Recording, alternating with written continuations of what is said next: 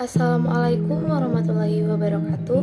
Perkenalkan, nama saya Dania Rizky Rahayu, NIM A1S1222001, mahasiswi bimbingan dan konseling angkatan 2022 Universitas Jambi.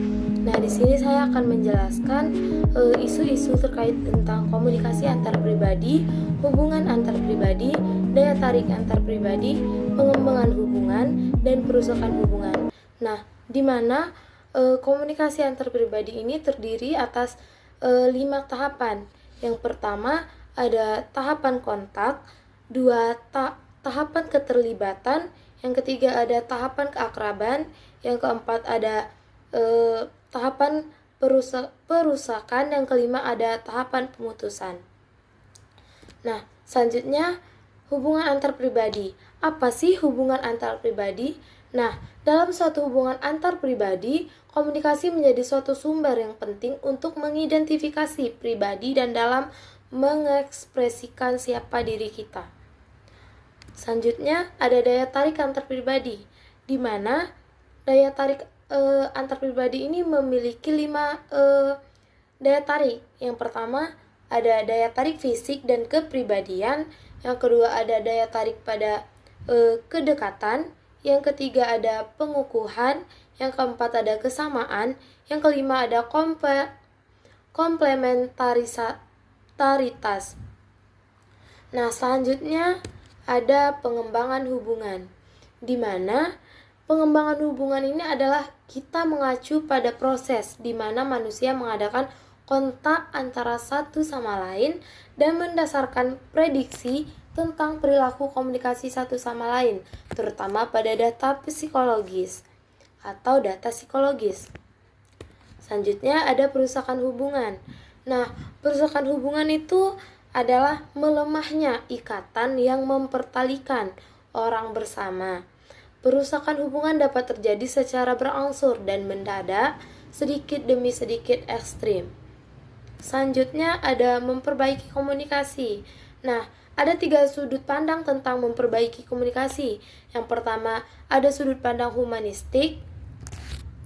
Yang kedua, ada sudut pandang pragmatis. Yang ketiga, sudut pandang tentang pergaulan sosial. Selanjutnya, ada manajemen konflik.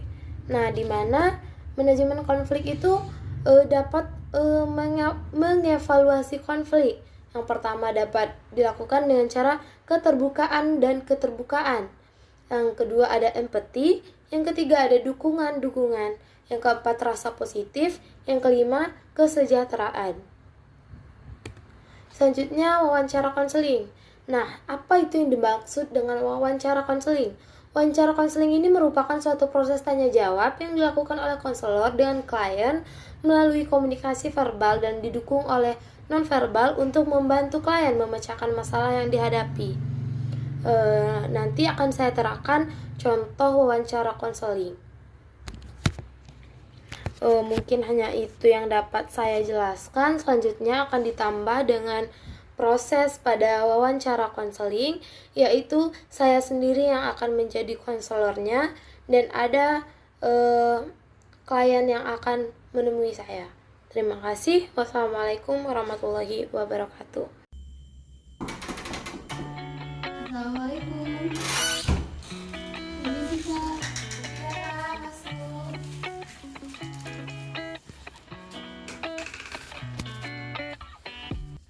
Dari mana, Kak? Kami dari rumah, Kak.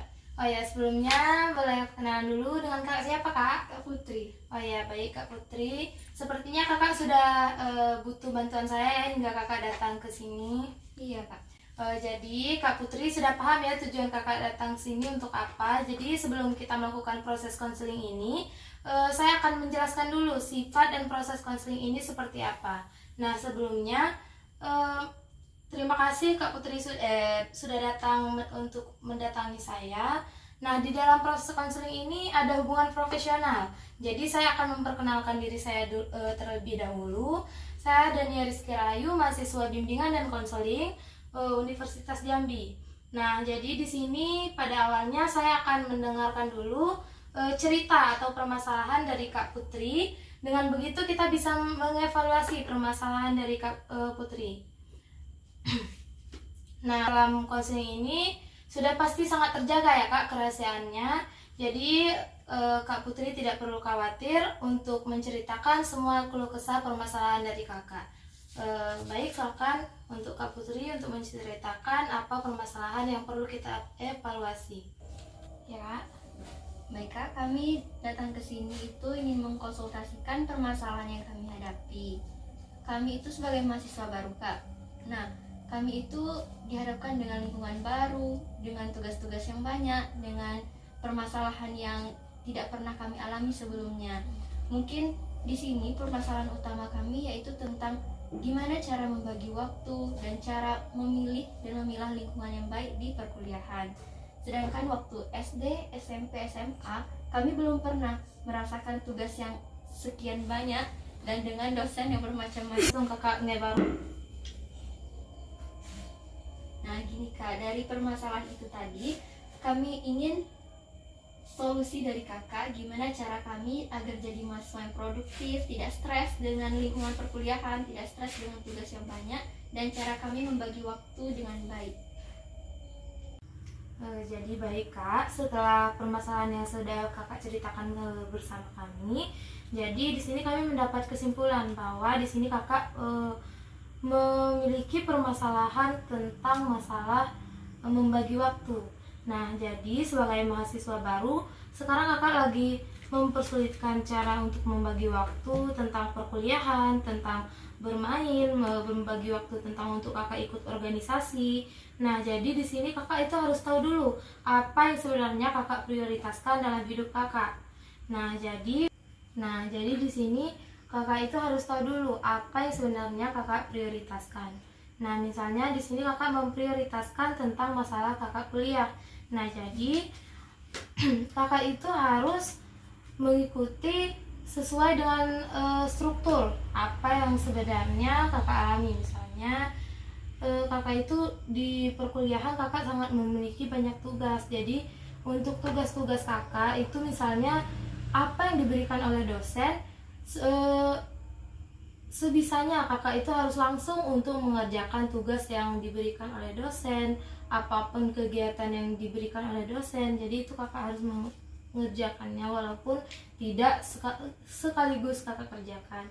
Nah, selanjutnya untuk memilih untuk organisasi.